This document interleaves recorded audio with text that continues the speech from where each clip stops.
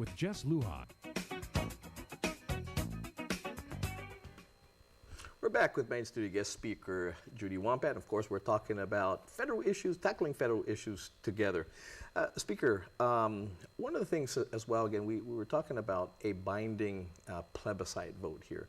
Now, we knew what happened in the last vote that we had. They were concerned about immigration issues and mutual consent. Of course, those provisions, whatever the plebiscite may be, or whatever political status that we may decide on, and people decide on, they're definitely going to want to look at provisions in those that make sure that there's some mutually consenting clauses there, and we already know that Congress is against that. So how do we fight this thing? How do we tackle this situation, knowing that we once had a plebiscite, once had a vote, knowing those two provisions, again, critical provisions for us, EITC, compact impact, and all that, the situations that we're tackling right now, knowing that those provisions, without mutually consenting with us, that they get to do what they get to do because they can. Well, that's the position basically that I feel that the government needs to take. It's unfortunate that when you think of our political status as an unincorporated territory, it's almost basically saying that even our government is, disorganized in the sense that we really are not all together in moving forward in some of our federal issues. And that's why I was so happy when I heard the governor say this. And, we're willing to work with him on these federal issues. There's no arguments there.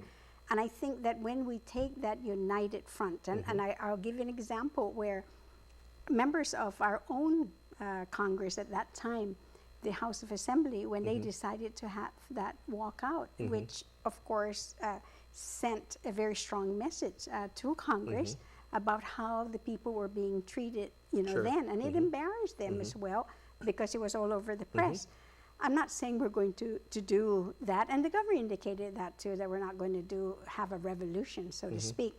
But if it's a revolution in terms of us coming together, being united on some of these issues, I really believe that we can take that to Congress, and especially now. Now is the time when they really, and we've always said this, but we've never taken advantage of our strategic location and what we have to offer, the United States. That's all we're saying is that, consider us as well. Take it outside of the fence and come into our community, and let's be this, one Guam. Show that by doing it, for the people of Guam, instead of just saying, it's just lip service. Yeah. Now let's go to this situation here, FENA as well. I mean, recently, a Navy higher up an official had come out and explaining why they needed to raise the rate of how much water, the water they sell to us. And of course, we're all livid about that because it was originally our water. And it's something that you've been advocating to get this back. Tell us how we're going to go about doing that. Well, we started the conversation already. At least I've sent a letter to the Admiral, and we got a response back that's saying that she wants to get her people to do some research and brief her on this, and then she would contact Senator Tom Atta and myself then to have that meeting. We also met with CCU and the incoming and outgoing members, president, you're right, I mean chairman. And we're really basically taking this united position about wanting to, consolidate our utilities with the water and wastewater, very similar to power. Even if you recall, is that at one time the military was handling their own power. And it got to the point that they said that they're not in the business of doing that. And they worked out an agreement with GPA to be able to do that. And it's like listing criteria to say, if you do this, this, and this, then, and the closer we get to the end, and then that's when the transfer was made. So it really went smoothly. Now I understand their needs because they're serving their population, they're serving their men and women and the families that they have to feed and house and drink water and provide power to. Now, you're right, GPA provides the power. They don't generate their own power. GPA provides that. Couldn't we mimic the same thing with Exactly. with water? And that's the position we're taking right now, that because already we've demonstrated that we can handle it. And as a matter of fact, GWA already has been trying to wean themselves off of, purchasing water, because as you know, we're buying it at a higher cost than what we're selling to the consumers. And then what we also saw is that the military in 8 years had increased it by 363% in 8 years, versus the government of GWA has only raised it, about a third in 10 years. So I think we've demonstrated already that. I know that we've been working with the federal government on wastewater as well. So, and we're complying with the Clean Water Act. So, I mean, if they're thinking of maturity, we've definitely have proven that in running it. So we've done it with one utility? You're right. And then also you find that a lot of the workers at FENA are actually some of our workers who have retired from the government of Guam and are now they're running it. So. Switch a little bit now to healthcare. You're the president, right? Are you still the president? No, I'm now an advisor. Vice advisor. Yes, I just stepped down, and the new president is from RMI. But through your leadership, you brought about, of course, we know the challenges of healthcare, of not only here, but all the other islands as well, facing the same thing. Some sort of a universal healthcare coverage. Where are we at with that? Okay. What they asked us to do, of course, was to write a grant and to work with one of our education institutions. So I did. I worked with President Okada to put a grant application into OIA. Now, we did it at the ending of last fiscal year, but knowing, of course, they weren't going to have the money, but we want to make sure it's there and have it then move on to the new fiscal year, this fiscal year. And so we requested, again, assistance from the Congresswoman's office to find out where that grant application is.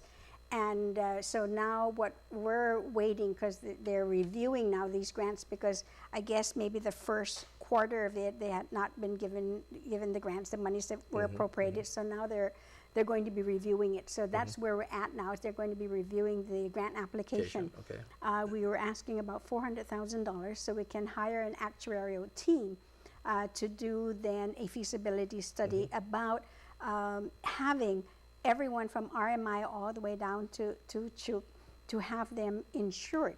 The important thing to remember about this is that because our hospital has been burdened, of course, of having to treat our brothers and sisters from FSM, but payments have not been made, and so therefore it's hurting the hospital. This is not going to be paid at all. This insurance company is not health insurance is not going to be paid by our taxpayers of Guam. The goal here is that it will be paid out of the Compact Impact monies and their home governments. And that Compact Impact monies that are for coming them, to us, or that goes to their country? That goes to them, yes. Okay. So the second thing aside from that, the second thing that I'm following up on is that because the Assistant Secretary herself made a statement. I wasn't there, but I was told by other members at the Guam Women's Chamber meeting that there's about $100,000 sitting basically, and it's not being used right now. And so I wrote a letter again asking if she would consider the reprogramming of these monies, because I know they have done it before, because I saw that in APIL that they had reprogrammed some of the education dollars. So I think they can also do this, and that is to ensure now the FAS citizens who are here on Guam. So that's a second request, just in case while we wait for the grant application money to come in. Now, in your address this morning, today, basically you asked the governor as well to make sure that when you're in Washington, D.C., don't forget war reparation and all that. Yes. Is the war reparation on life support at this point? Is it brain dead at this point? I don't think it is. You know what? For me, I think we need to try to think outside the box now. I think what we've done, you know how they say that, I will never get this right, but it's like if you always do what you've always done, you're going to get the same results, right? So we have to think outside the box now and figure out a different, creative or an alternative, way to approach this. And but our delegate did and said we're going to pay for it ourselves. You know, and yeah, of course, when we did that, it was in the hopes that then that amount, at least when you take the compact, to go back to that, right, is that to put it as a placeholder, and then from that, hopefully, then, you know, the monies will be requested by the President But of the Madam United Speaker, States. Madam Speaker, we know what placeholders are. Yeah, when we say you need to make sure there's a designated source of funding, and I think we put that into the rules now, right? Now, if you're going to Yes. appropriate something, make sure it's not an empty appropriation. Make sure there's You fiscal identi- note, And this fiscal is- note, you're and that's right. what it is. Fiscal note. It's not a placeholder. I mean, it's you the say same I'm thing, just you're right. I'm just going to jive the speaker about this, and once it's done, I'm going to take it out of her budget. Are you kidding me? Really? You're right. I mean, Congress is requiring the same thing, and Fiscal we're doing. note. You're right. And you know, identify a funding yeah, source. yeah. You're right. You can't just. We don't want to give people any, you know, false hopes That's in right. terms of That's what right. it is that we're doing. But I really think that in this case, we're going to have to think outside the box. And Sure. we have a lot of people here on the island who's been working on this and have many different ideas. And I like to get that conversation started Well, here as well. by the time, you know, by the time they look at us and they said, hey, there's only a couple more left, let's give it to them. Yeah. And then because now, unfortunate, yeah. basically, you know, if you weren't, a family member wasn't killed during the war, if you were a survivor but no longer alive, it doesn't go to you and it doesn't go to the heirs. So more and more every day we read the paper, more and more of our survivors are leaving. But you know what? There's one thing that Congress just did recently. They reintroduced this bill, the RECA bill for radiation. And this time in that bill, Guam is listed as one of them. And I'm really very surprised because by doing this, of course, it talks about individual compensation now to those who were affected, who were here in Guam at that time. So I'm saying if that really goes through and they're gaining more now members to support it as co-sponsors of that, you know, bill, then I liken the war reparations to that as well. So, you know. Are you going to be making a trip to Washington here pretty soon? I know the governor's leaving, I think, next week, right? Yeah, we're kind of waiting for the storm to blow away before we go and start I don't think our jackets are that thick here, right? Anyway, we're going to take a quick break, but I think we only have time to say goodbye, Speaker. I'm going to ask you to come back again, and maybe have both you and the governor sitting here, both heads of both different branches of government sitting here.